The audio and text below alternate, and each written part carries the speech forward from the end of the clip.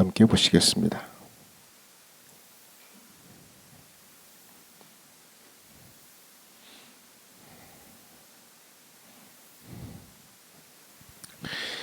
사도행전 27장 13절부터 26절입니다. 남풍이 순하게 불매 그들이 뜻을 이룬 줄 알고 닻을 감아 그레데 해변을 끼고 항해하더니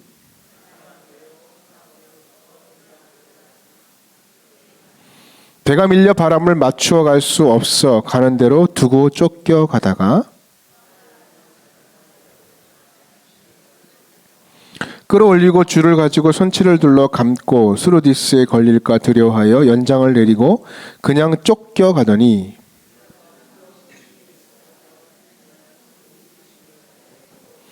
사흘째 되는 날에 배의 기구를 그들의 손으로 내버리니라.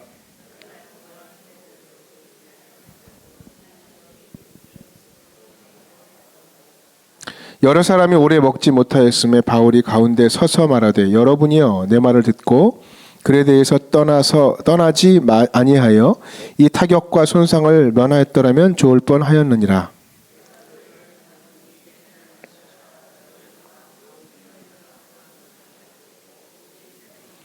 내가 속한 바 곧 내가 섬기는 하나님의 사자가 어젯밤에 내 곁에 서서 말하되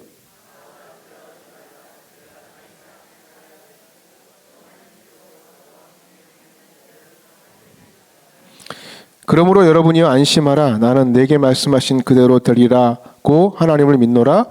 그런즉 우리가 반드시 한 섬에 걸리리라 하더라. 아멘. 할렐루야. 우리 좌우로 인사하겠습니다. 당신을 만나니 예배할 만납니다. 인사하겠습니다. 시작. 당신을 만나니 예배할 만납니다. 예. 만나 얘기하길래 인사를 정해봤습니다. 예. 또 하늘의 귀한 만나의 은혜가 여러분 삶 가운데 예배 가운데 있기를 축복합니다. 네. 바울 이야기가 계속되고 있죠. 우리가 큐티하고 또 새벽마다 말씀을 듣고 있는데 오늘 장면이 그겁니다.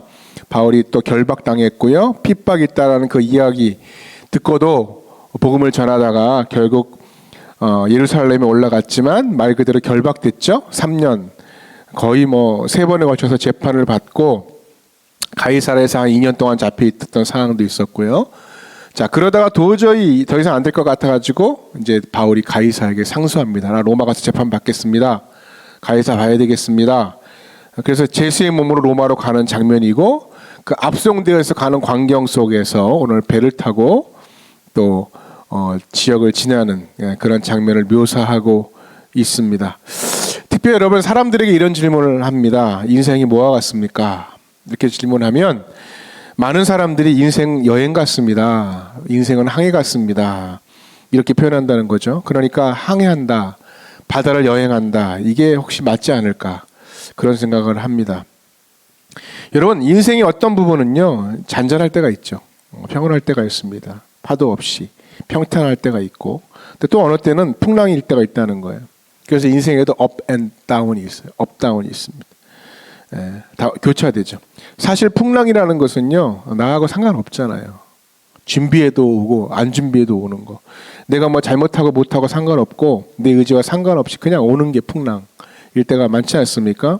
그래서 저는 인생이 이 두 가지 트랙을 갖고 있다고 생각합니다. 잔잔할 때도 있지만 풍랑일 때가 분명히 있다라는 거예요. 그때 우리가 해야 될 일이 뭐냐?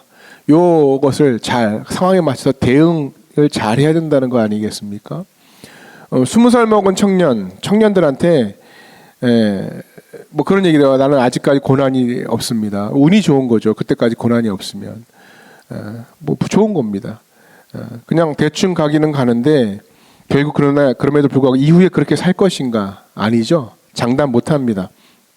풍랑이 올 수 있습니다. 또 험난하게 사신 분도 있습니다. 나는 날 때부터 풍랑을 만났고 험난한 인생을 살았습니다. 그래서 지금까지 내내 기억나는 게 뭐냐? 고난밖에 없습니다. 너무 어려웠습니다. 그런 분들이 있습니다. 그런데 인생이 그것만 있는 게 아니죠. 그것만 있는 게 아닙니다. 반대로 잔잔할 때도 있다는 것입니다. 인생은 이렇게 평탄할 때도 있고 풍랑을 만날 때도 있고. 근데 중요한 게 뭔지 아십니까? 모든 순간에서 내면이 중요하다는 거예요. 우리의 내면. 인생은요, 이 내면이 강하면 이길 수 있다는 것입니다. 이것을 우리말로, 우리식으로 표현하면 믿음이라 말할 수 있겠고요. 또 바울이 말했던 성경의 표현대로 말하면 속사람이 강건한 거예요. 속사람. 그죠? 속사람이 중요합니다. 이 속사람의 능력으로 강건해지는 것, 믿음으로 채워지는 것. 여러분, 그러니까 속사람의 문제이지 이게 외부적인 문제가 아니라는 거예요. 외부적인 문제는 부차적인 문제라는 거예요. 결국 우리의 싸움은요, 내면 싸움이지 환경 싸움이 아니라는 것입니다. 자, 오늘 사도 바울의 이야기로 들어갑시다. 사도 바울은 살면서 평탄할 때도 경험했어요. 풍랑도 경험합니다. 근데 그의 내면이 어떻게 돼요? 믿음으로 굳건했기 때문에, 흔들리지 않는 믿음이 있었기 때문에 다 돌파해 나갔다는 거예요. 그래서 여러분, 특별히 우리 청년 시기가 지나기 전에 해야 될 일이 뭐냐면 내면을 믿음으로 채워가는 게 중요해요. 굳건하게 하는 거예요. 말씀으로 굳건하게 하는 거예요. 예수님이 나의 주인이시고 그분을 모시고 굳건하게 하라는 거예요. 이게 확립되면 환경에 관계없이 전천후로 뚫고 나가고 승리할 수 있다는 거예요. 그래서 젊었을 때 예수님 만나는 게 참 중요합니다. 예수님을 나의 구주로 삼아야 되고 내 삶은 주님의 것입니다라고 정말 뜨거운 마음으로 고백이 속에서 터져나와야 된다는 거예요. 그러면 준비가 된 거예요. 오늘 보면 완전히 바람, 태풍이 몰려와요. 미친 거죠. 완전히 그냥. 난리가 아닙니다. 얼마나 바람이 셌는지 오늘 성경에도 마지막 희망을 버렸다라고 얘기해요. 이 태풍 만난 사람은, 바다에서 만난 사람은 알죠. 절감합니다. 제가 예전에 해군에 있던 분하고 얘기를 했는데, 해군 작전 나갔던 분하고 얘기해 봤는데, 그분이 그런가, 처음에 배 타니까 되게 좋을 것 같다고 생각했대요. 그런데 보통 한 4개월에서 6개월, 2개월에서 6개월 이렇게 나갔다 오지 않습니까? 근데 통통했던 병사들이요, 그 한번 작전 나갔다 오면 쭉 빠져가지고, 살이 쭉 빠져갖고, 배 타면 어떻게 돼요? 막 흔들리니까 먹지도 못해요. 먹는 것도 못 먹고, 자면은 잠도 좀 못 잡니다. 그러니까 이렇게 침대에 흔들리니까 풍랑이 일 때는 막 자기 몸을 막 침대에다 묶고 잔대요. 뒤치닥치닥거리니까. 그러니까 못 먹죠, 못 자죠. 살이 안 빠질 수가 없는 거죠. 그래서 저 속으로 배를 타야 되나 내가? 뭐 그런 생각도 가끔 합니다. 살 빠지는 거예요, 완전히. 그러니까 이게 힘든 거죠. 고난입니다. 근데 군함을 타는데도 그렇잖아요.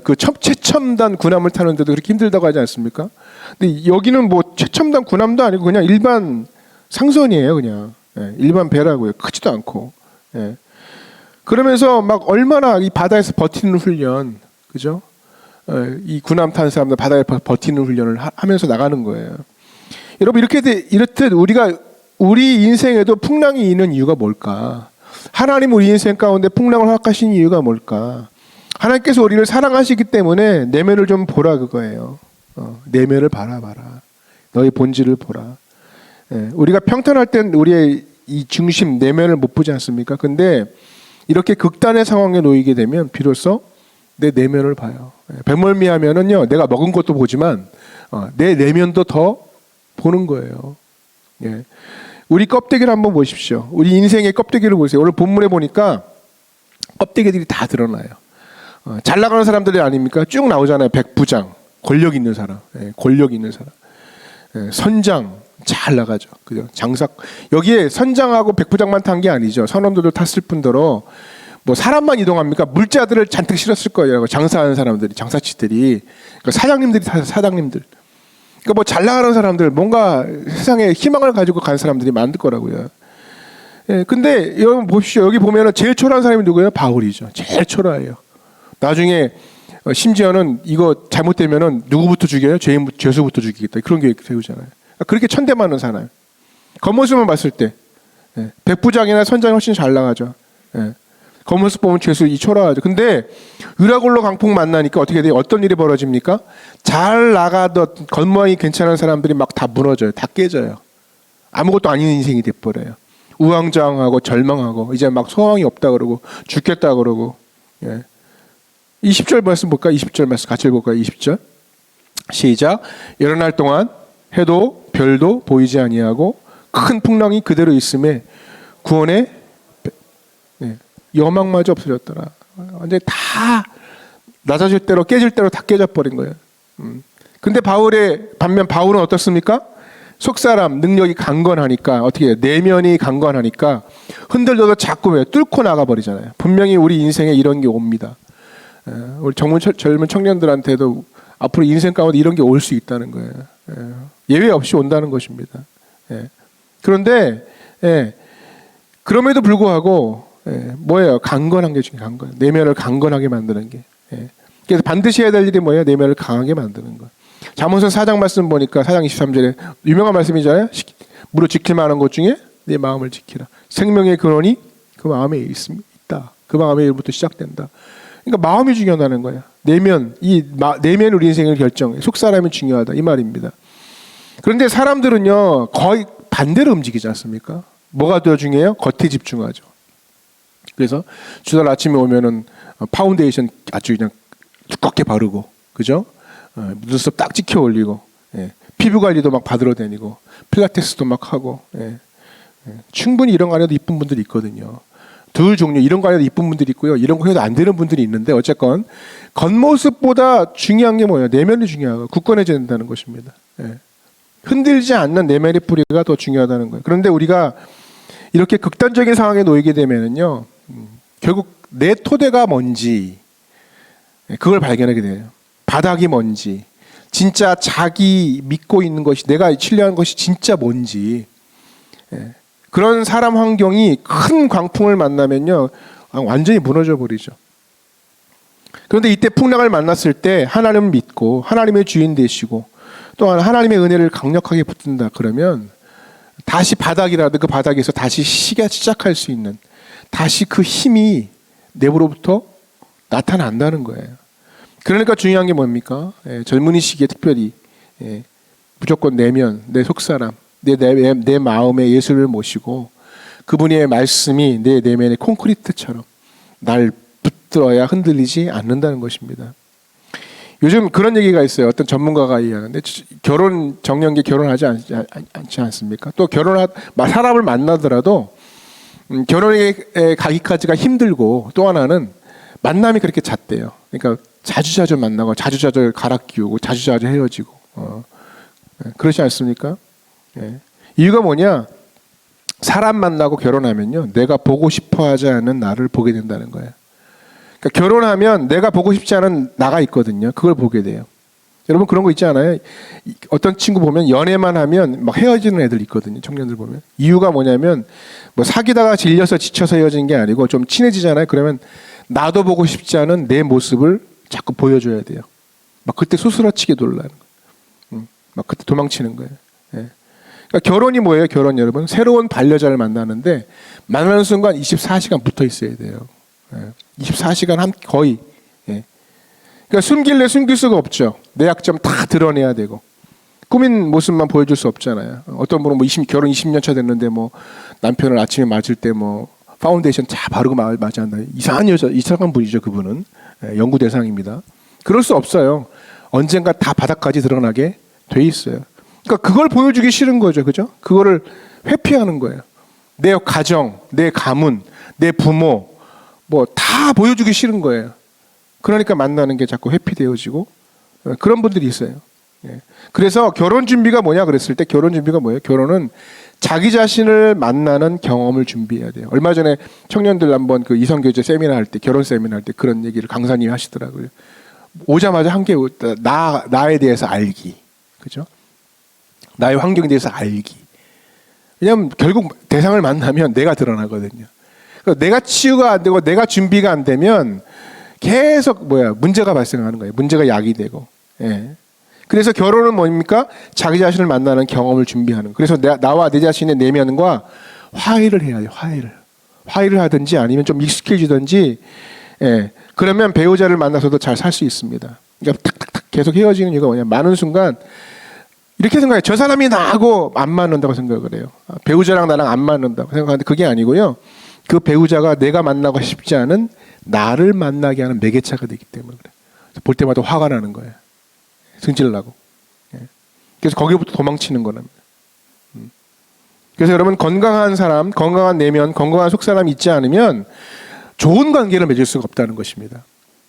일반 관계도 그렇습니다. 그래서 잠깐 도망가려고 하고 회피하려고 하고 무너지게 된다는 거예요. 그러니까 지금도 어떤 분들은 나이가 먹었음에도 불구하고 어른이 돼도 아직도 자기 자신을 못 만난 사람이 있어요.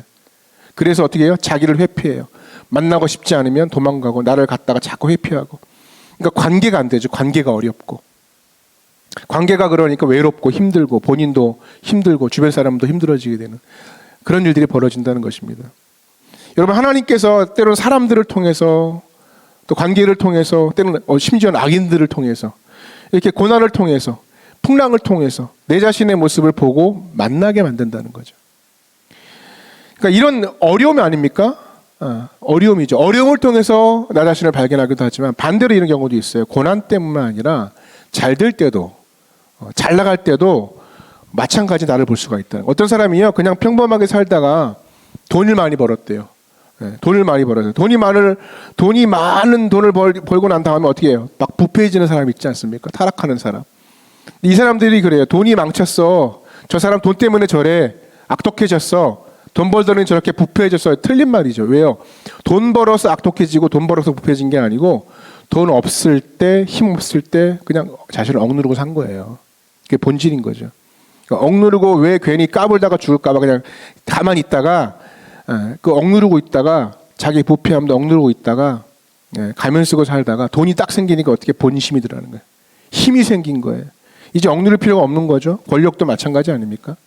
정치인들 보십시오. 선거 전에 막 다 자기가 섬기는 사람이래요. 섬기는 종이래요. 그죠? 당선되고 나면 권력이 생기죠. 그때부터 막 군림하죠. 폭정을 하죠. 억압하죠. 자기가 주인인 행세하죠.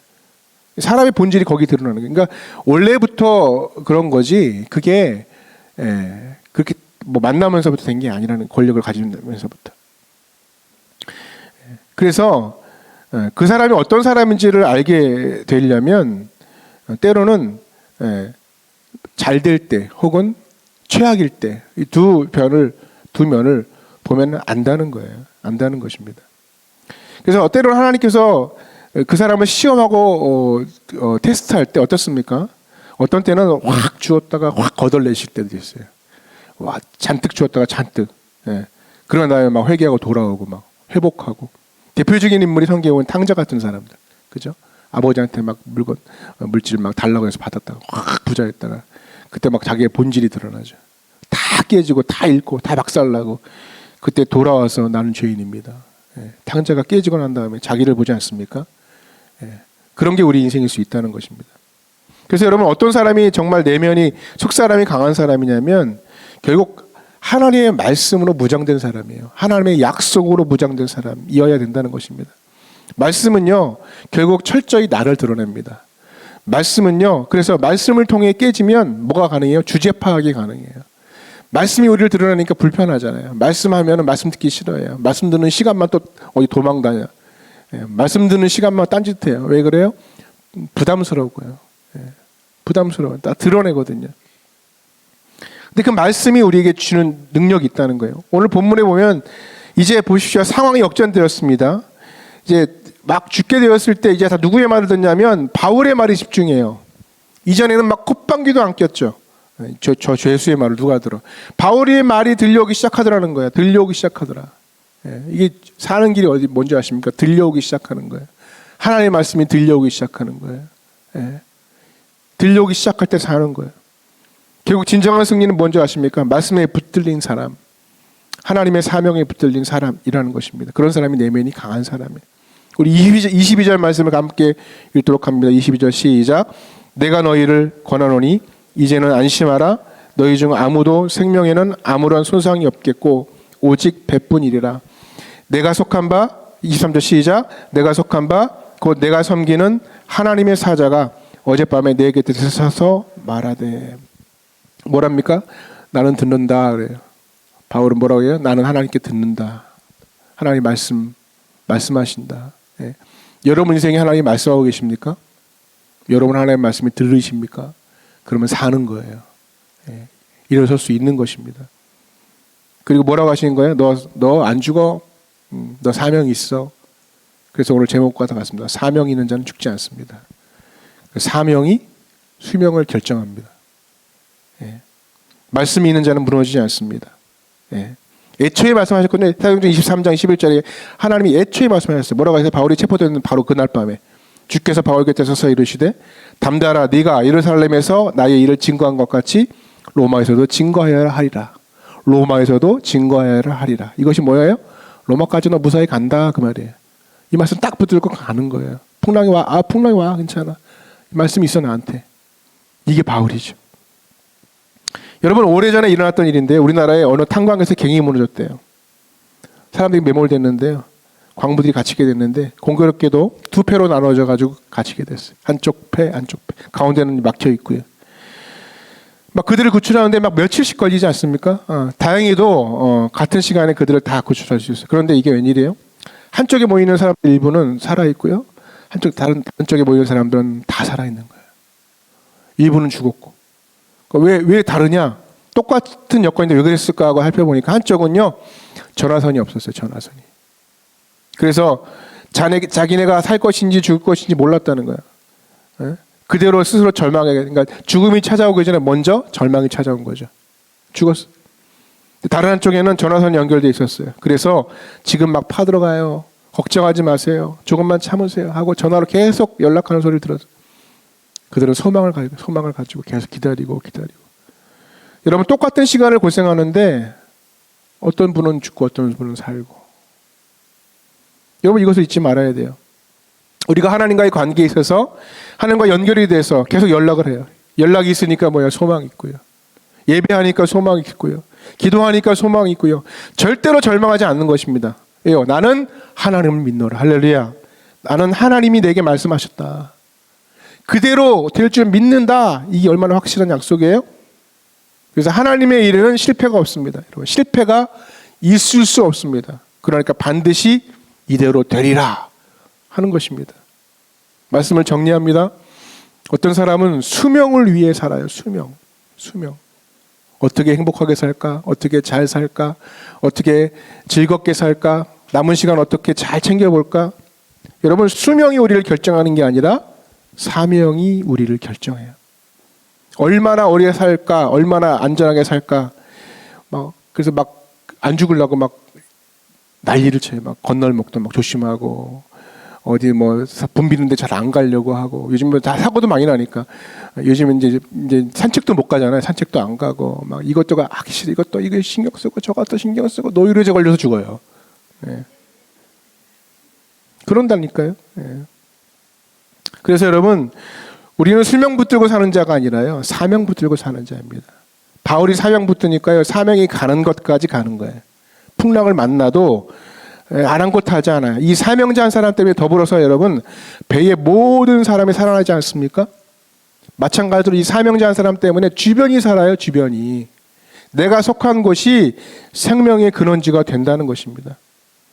그래서 내가 말씀 붙들고 내가 서는 것이 매우 중요해요. 나도 살리지만 내 주변도 살리는 거예요. 그래서 하나님 말씀으로 다져져야 돼요. 부르심의 목적에 붙들려야 방황하지 않습니다.